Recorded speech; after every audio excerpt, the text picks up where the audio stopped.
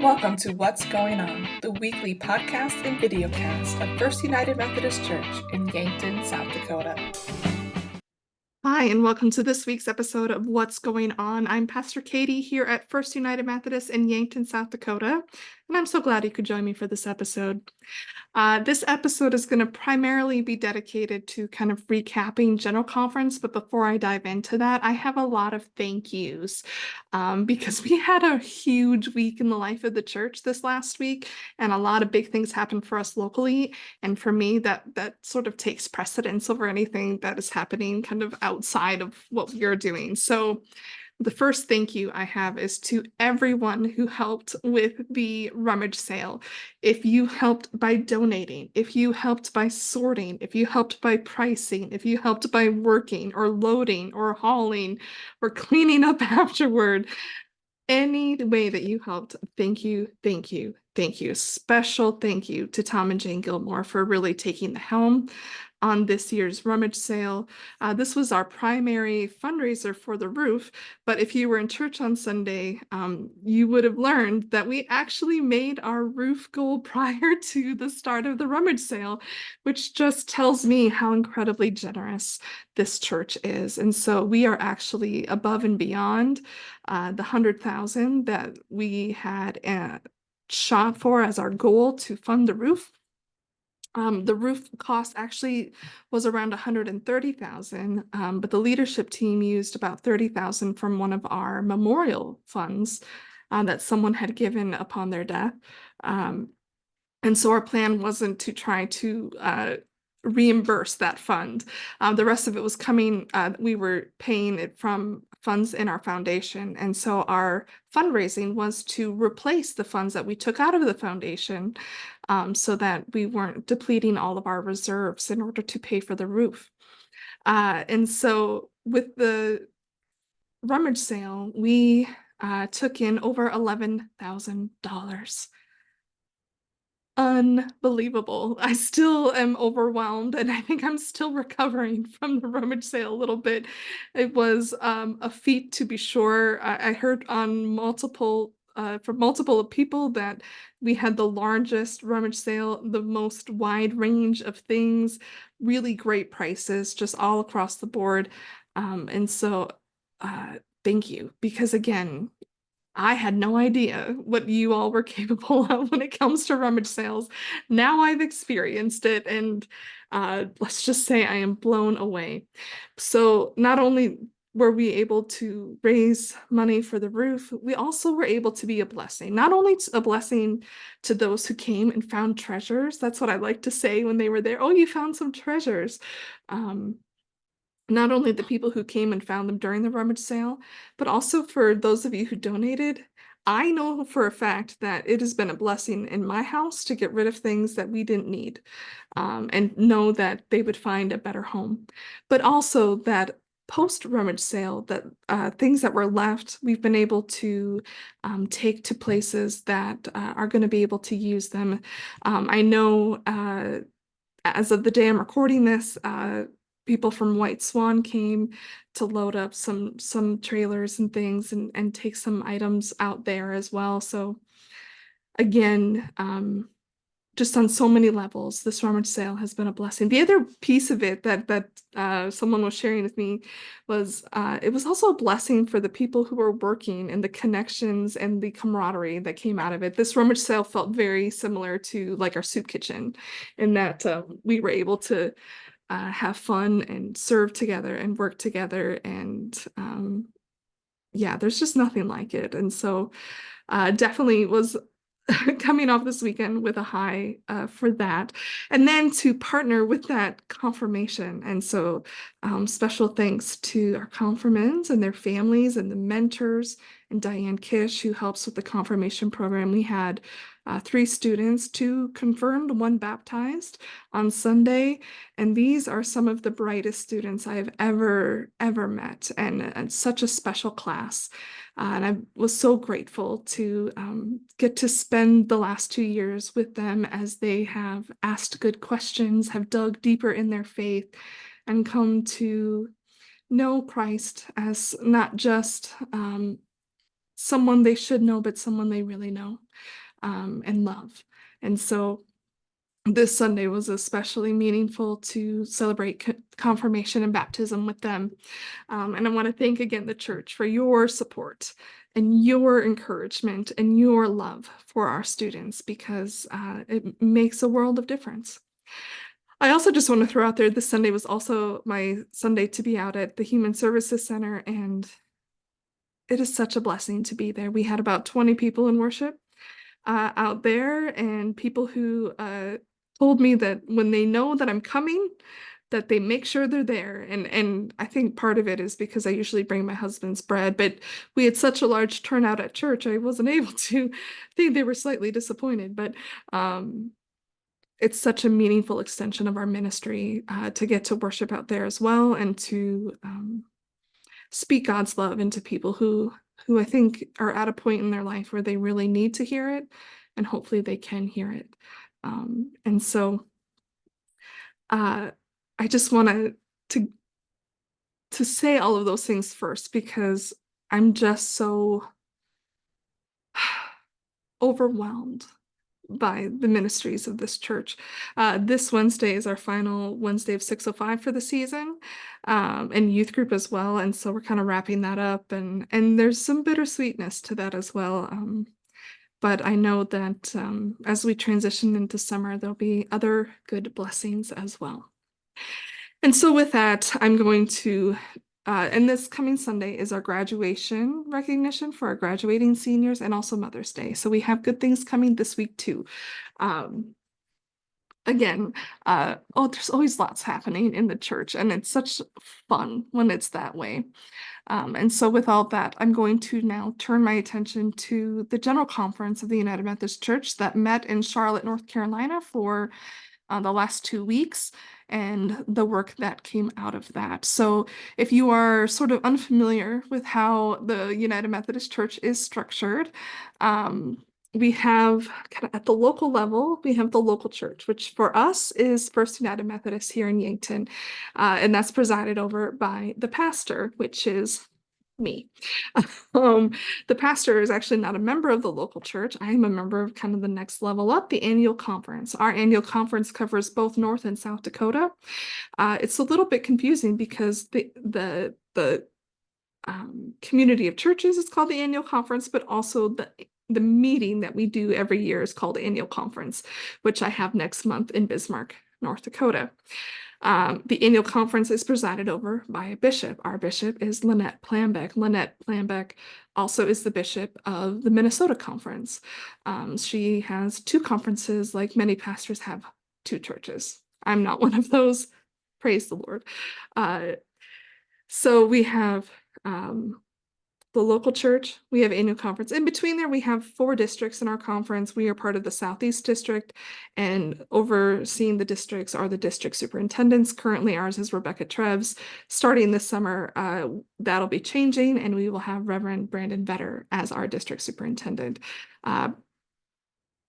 Reverend, he will be a doctor. He's in his doctorate program now, but Brandon is someone that I've worked with closely on the Board of Ordained Ministry, someone I have deep respect for and deep admiration for, and I'm excited to have him in the Southeast District and serving us in that way.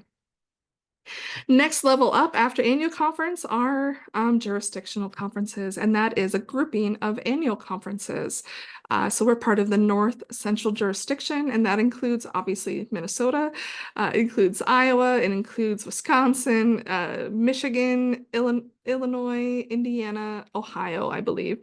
There could be others, but and at that level, that is where they elect bishops to serve, and bishops serve within their jurisdiction. And so there's also a jurisdictional conference. And then the highest level is general conference that happens every 4 years. And that is a meeting of all, there's representatives from every annual conference as well as the central conferences. And central conferences are sort of at the same level of annual conference, but they are in other countries. And so if the United Methodist Church has a presence in another country, most likely it's not large enough to have multiple conferences. So they'll have one central conference with maybe districts in it, and that's presided over by a bishop. So there are delegates from all the central conferences as well as all the annual conferences that come to General Conference. And that's, again, every 4 years, unless there's a global pandemic, and then it gets postponed. How do the delegates get decided? I'm assuming you're asking that question, so I'm just going to tell you. At the local level, at our church, we have something called Charge Conference every year. It usually happens in the fall. And our nominations committee, which we do it now through application, you can apply to become a delegate to annual conference through our church. And the leadership team vets those applications, and then the Charge Conference votes on whether or not they approve of the list that's coming before them. At a Charge Conference, you could put your name forward if you want to be a delegate to annual conference. We have and at every level, at every conference, there's always an equal number of clergy and lay delegates. Lay means anyone who's not clergy. So from our church, obviously I'm a clergy delegate, so there has to be a lay delegate that kind of balances me out. But we actually have then three others, three two others, three total lay clergy, and they help to balance out other clergy that are in like extension ministries, maybe teaching at seminaries or working as chaplains or things like that. And because we're a larger church, they tend to come out of our church. So larger churches tend to have more people at them. But again, the total number is always equal lay, equal clergy. So we elect delegates to go to annual conference. Annual conference will then elect the delegates who will be sent to both jurisdictional and general conference. For our conference, because we are small, we send one clergy and one lay delegate to general conference.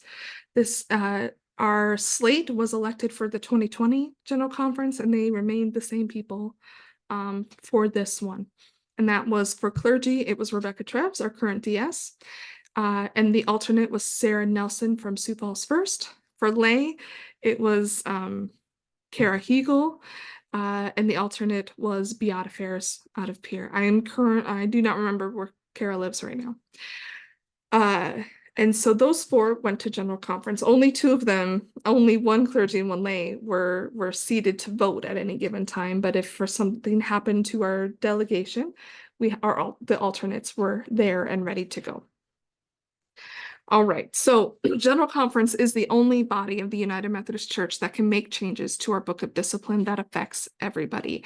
It's the only body that can speak for the entire United Methodist Church. I, as a local pastor, cannot speak for the entire United Methodist Church. The Dakotas Conference cannot make decisions for the entire United Methodist Church. Only General Conference can do that. That's why it's so important, and that's why people really pay attention to what happens there. Now, obviously, there's been a lot happening in our church, in this general conference. Some things passed that I think have been incoming for a while. And so what I'm going to do is our annual conference, the Dakotas United Methodist Church.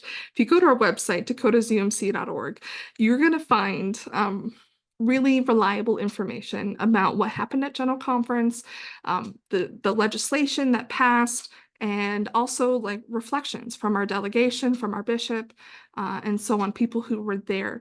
And I would encourage you, anytime that there's things that happen in the church, the best place to get news for it is from United Methodist News sources, because sources outside of our church are not versed in how our church functions. They don't understand what things mean for the church, how it gets applied, how it gets ratified, anything like that.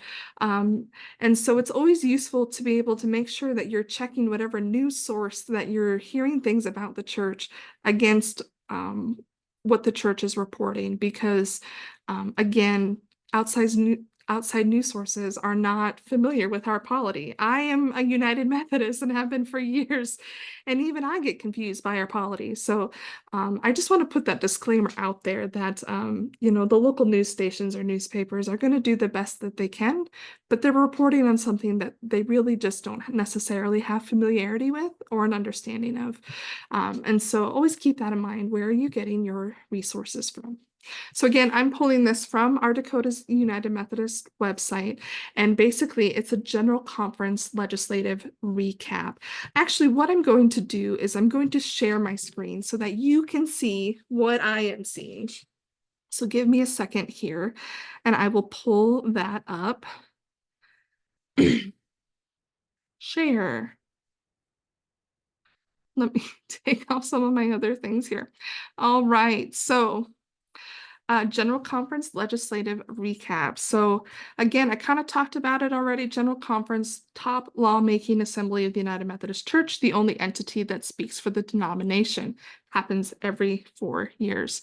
So one of the major things that happened at this year's General Conference is petitions around regionalization were approved. And basically that's going to restructure our denomination. Our denomination is very US centric, very top heavy. And it's always allowed for contextualization, wow, that's a hard word, contextualization for central conferences. Again, when I talked about United Methodists in other countries, but anything that had to do with the United States, it was always kind of, if things were going to change here, it would change for everybody. And so regionalization represents an effort to put the church's different geographical regions on equal footing. So before, because the United Methodist Church really was established here and then sent out from the United States to these other places, it was like our church, and then we had these sort of like branches to these other places. We were a global church, but we were a US-centric global church. And we are now moving to be a truly global church where United Methodists in other parts of the world have equal footing with United Methodists in the United States. And it also allows for there to be contextualization here, just like there has already been contextualization in the central conferences. So now the US is going to become one of the regional conferences with the same authority to pass legislation for greater missional impact. And so it involves an amendment to the church constitution. Now, this is the piece that's interesting. So General Conference passed this, but in order for it to really take effect, actually every annual and central conference has to also approve it. And so this one we'll be voting on when we go to annual conference in June. But we also, again, have some more work to do on it. This is something that's been going on and in the works for a while. Is it going to affect you at the local level? Not really. Other than, again, what needs to happen in the United States that makes sense in our culture. Now, we can make that as Americans rather than the whole church having to decide if that's going to make sense for them too. Instead, we can say this makes sense for us, understanding that it doesn't have to be the same for someone in Africa or someone in Asia. And so that's one of the pieces. And again, this is the one I'm probably the least knowledgeable about how this is going to play out, other than it is really making us a truly global church and kind of decentralizing. We are not the most important people in the United Methodist Church. All United Methodists are equally as important. And I think that's the right way to go. This is obviously probably the biggest news maker of all of the decisions at General Conference this year, in that they removed the restrictive language related to LGBTQ people. The General Conference voted by overwhelming majorities, like 80 to 90%. Approval of this, to remove the United Methodist Book of Discipline discriminatory language and bans related to ministry by, with, and for self-avowed practicing gay and lesbian people. And this includes the removal of the language that the practice of homosexuality is incompatible with Christian teaching. So Moving forward, our Book of Discipline does not say that anymore.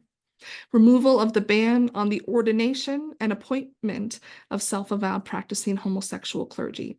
So what this is saying is, prior to this, if someone was public in their practice and they were practicing, they were in a relationship, it was grounds for not choosing to ordain that person. So they're removing that ban. So that is no longer a hindrance for someone seeking ordination in the United Methodist Church. We do know that in certain areas of the United Methodist Church, this is something that they have sort of not been abiding by in the Book of Discipline. We do have some openly gay clergy and even openly gay bishops in the church already, but now this has been removed from our Book of Discipline. Removal of language that made the ordination of self-avowed practicing homosexual clergy and the performance of same-sex weddings chargeable offenses. So again, prior to this, and really since 2019, I think it became even more so, but prior to that too, if a clergy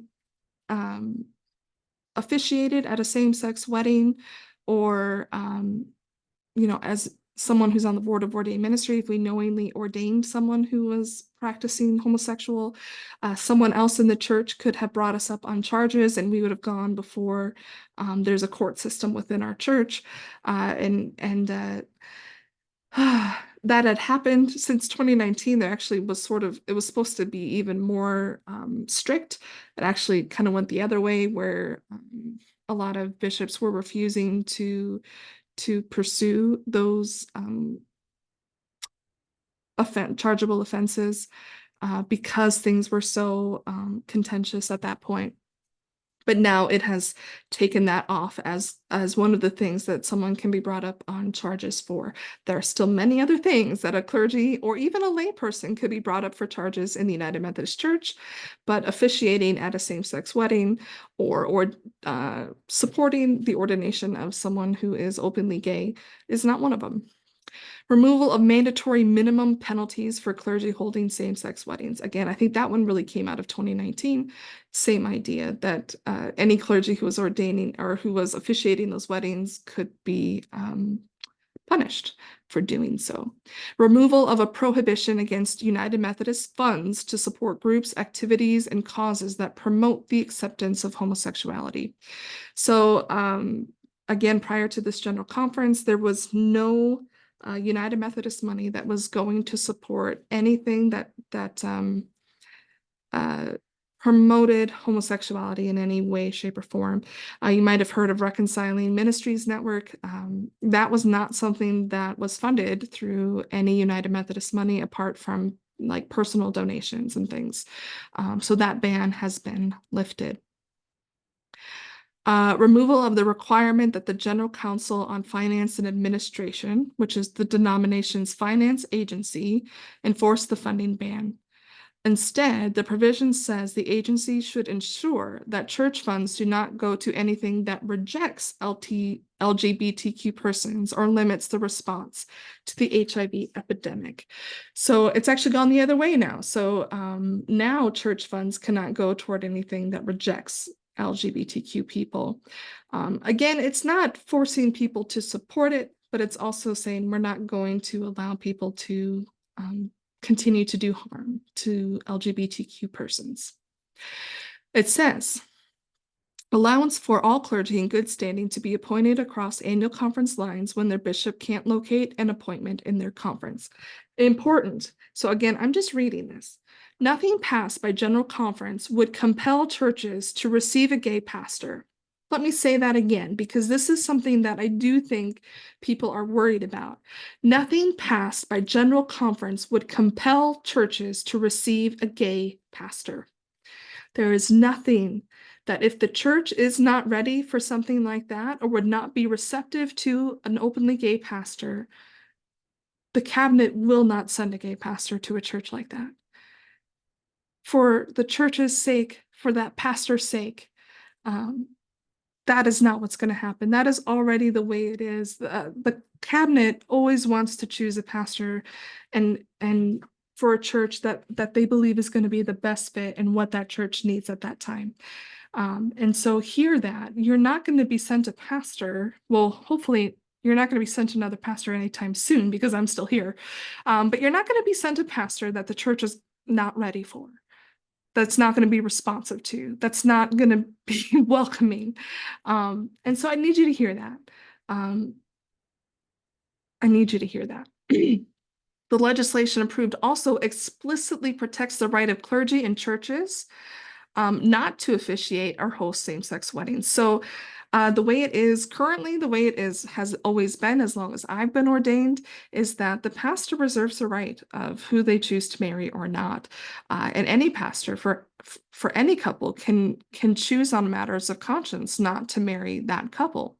And so that continues to be the case. So again, no one is ever forcing me to do a wedding or a marriage that I am not comfortable doing. Part of the reason that I require 6 months notice and they have to go through counseling with me prior to a wedding, because I will not marry a couple that I do not feel is ready to be married. But also we have pastors and churches across the gamut still in the United Methodist Church. Not every pastor is willing to do same-sex weddings. Not every church is ready for that. And there's nothing in what General Conference has passed that is going to force them to do that. Again, this is going to be up to the local pastor and the church to have those conversations on what is the right thing for that church and that pastor to do. So again, nobody's hand is being forced in any of these things. Congregations do have the right to determine whether such ceremonies will be held on church property. And again, this would be something that if the occasion were to arise, that be having conversations with leadership team in particular on how we're going to handle that. These changes bring the Book of Discipline back to a neutral place where one group is not singled out for discrimination. It holds space for differing opinions within the United Methodist Church by avoiding broad mandates. This is actually where the Book of Discipline was when the United Methodist Church was created in 1968. The language that has been removed was actually added in 1972. And so that's that one. The next one, there was some historic verse. Cool, not applicable to us. Apportionment percentage decreased. And so just as we pay apportionments to our annual conference, which every year is decreasing, that was the plan for our annual conference. We started at 16% of what we take in, we pass on. We're down to 13.5%. Every annual conference also has apportionments that they send on then to General Conference. That's how we pay for all of the shared ministry that we do together. And so our apportionment percentage decreased.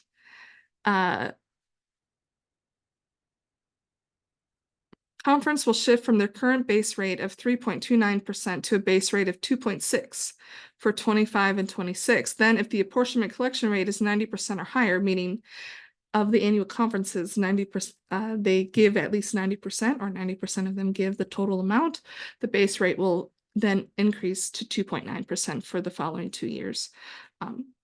So the amount that more money will stay in the annual conference, which is great.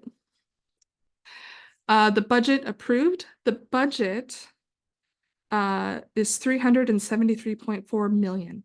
That's a lot, but it is a lot less than what it was. And so you can read more about that. There was an adoption of the revised social principles. The social principles are an interesting part of our Book of Discipline. They are not church law in the same way that other things in our discipline are, but they do speak to the church's position on any number of things. So it says, in addition to the language changes regarding human sexuality and inclusiveness, the social principles address importance of advocating for human dignity, combating racism and other threats, caring for creation and the environment. That's something that, we've had a uptick in our local church with our green team, standing against social ills and supporting healthy community in all its forms, including economic, social, and political. Another major action that happened is the disaffiliation paragraph 2553, that actually expired at the end of 2023, was removed from the Book of Discipline, which ends the disaffiliation policy that was ratified at the 2019 General Conference. They also, and I remember I actually watched this part of General Conference. There is every annual conference is now supposed to have policies or develop policies for re-affiliation for churches that want to rejoin the denomination.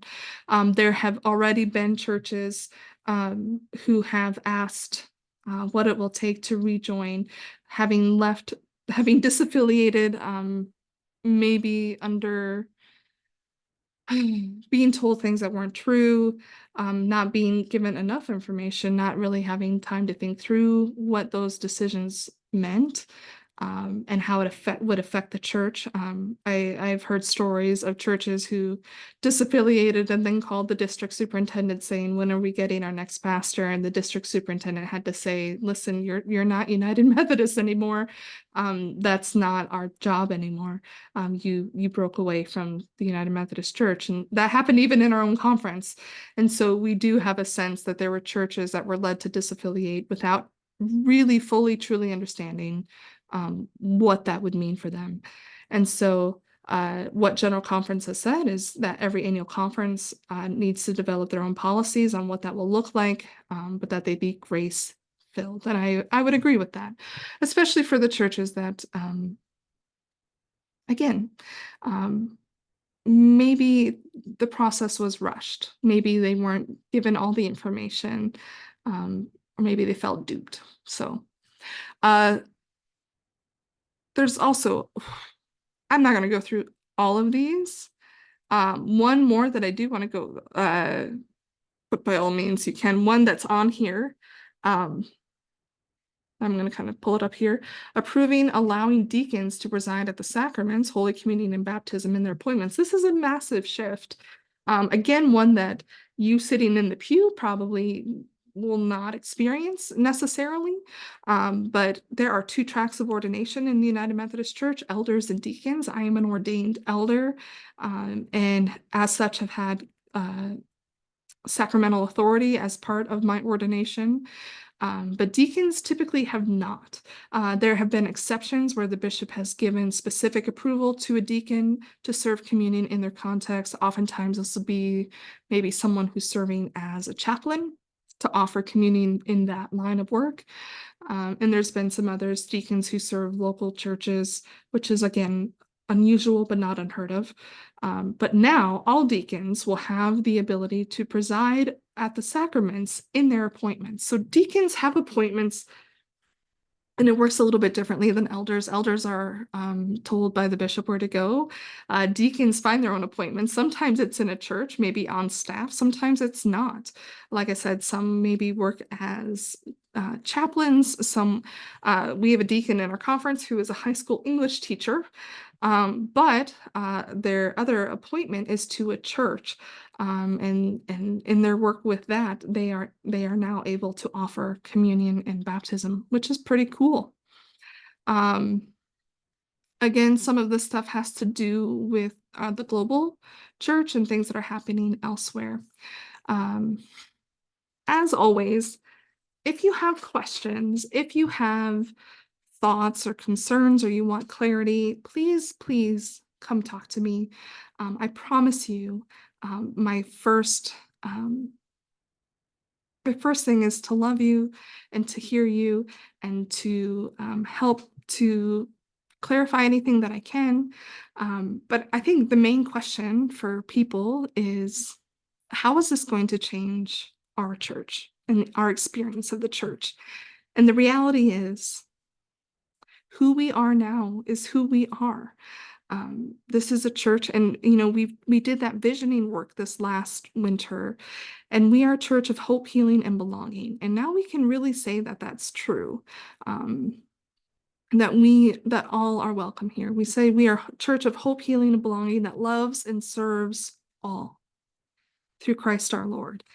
To me, our number one is Jesus Christ, and to share Christ, and that all are welcome here, and that there's no one group that should be left out of that. There's no one group that should be elevated among another, that there is a place for us all, and that we should be a church that when someone comes here, that's what they experience. It's not what we tell them, but it's what they feel. It's what they experience when they come to worship here, that they are welcomed, that they are greeted, that they are loved, that they are valued, that there's no side glances of you're sitting in my pew kind of a thing, but that they can truly experience love and peace and healing through us. And that's the kind of church that I want to be a part of. That's the kind of church I want to serve, and that's the church I believe I am serving.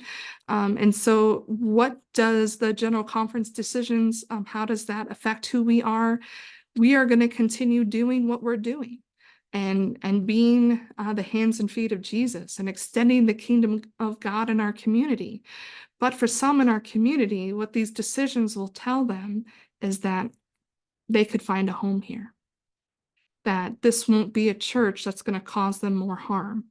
But hopefully that we can be a church where more and more people can find hope, healing, and belonging. Not because we want to be a church that's the biggest church or to grow, but because we believe in the love of God, and we want everyone to experience that in their life. And I truly believe, again, that our church is doing those things. So is anything going to change substantively? No. No, we are who we are, and I love who we are. And I think that we're just going to continue to grow in our discipleship, grow in our love of Christ, grow in our service, grow in our community, grow in our connections to one another, and grow in our love for God and love for our community and for our neighbors and for ourselves. And so, but again, I'm more than happy to visit with anybody who has questions, who has concerns. But at the end of the day, I'm really proud of this church. I'm really proud to be United Methodist, and I'm really proud to be in Yankton. So with that, I hope to see you this Sunday for Mother's Day and for our graduating senior recognition, as well as finishing up Living the Resurrection series. Also, heads up, the 19th is Pentecost. Make sure you're saving your red clothing for the 19th of May, because that's coming up. So I got a new red dress just for the occasion. I am nothing if not one who wants to dress on theme. I mean, it's just, again, it's who I am. It's who I am.